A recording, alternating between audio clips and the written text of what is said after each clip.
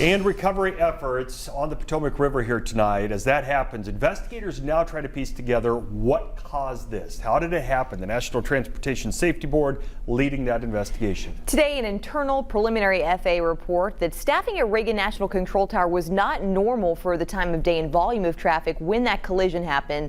Sean Logging talking with aviation attorneys and a pilot who regularly flies at Reagan National Airport. Sean, what are you learning about the airspace of DCA and what comes next? Like Rachel, those I spoke with today caution against jumping to any conclusions about what caused the mid-air collision. They all say that will come in the days, months, and even years to come. The NTSB and U.S. Army are investigating the details of what happened. A tragedy leaving many questions. Thousands or millions of layers of safety, and if you think of it like Swiss cheese, but every once in a great while, unfortunately, something lines up with all of those holes line up. Ryan lives in Wichita and is a pilot for a regional airline not affiliated with the operator of Flight 5342.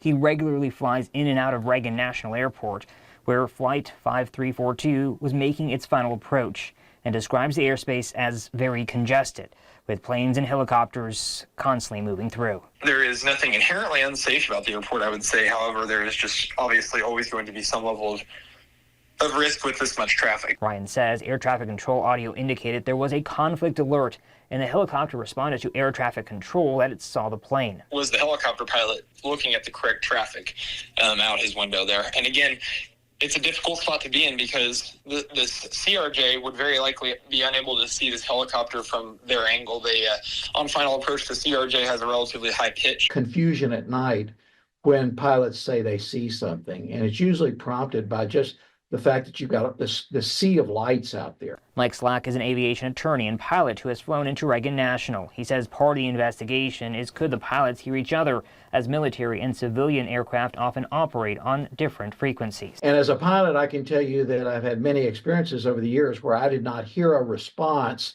by the military aircraft to the tower controller. The Black Hawk helicopter was also set to be on a training flight. Another aviation attorney tells me this is a common term used. Certain procedures and things that they wanted to cover so that they could, really maximize the flight to the best interests of the pilots and the crew. And that's why they call it a training flight. So it doesn't really speak to anything else. It doesn't speak to the experience of the pilots. Ryan also talked to me about the collision avoidance system. There's one in air traffic control that Ryan says in the radio recording you can hear that alert going off. And then he says that commercial planes also have those systems, but below a certain altitude, like the plane on a final descent, it's deactivated as that would throw up many false alarms.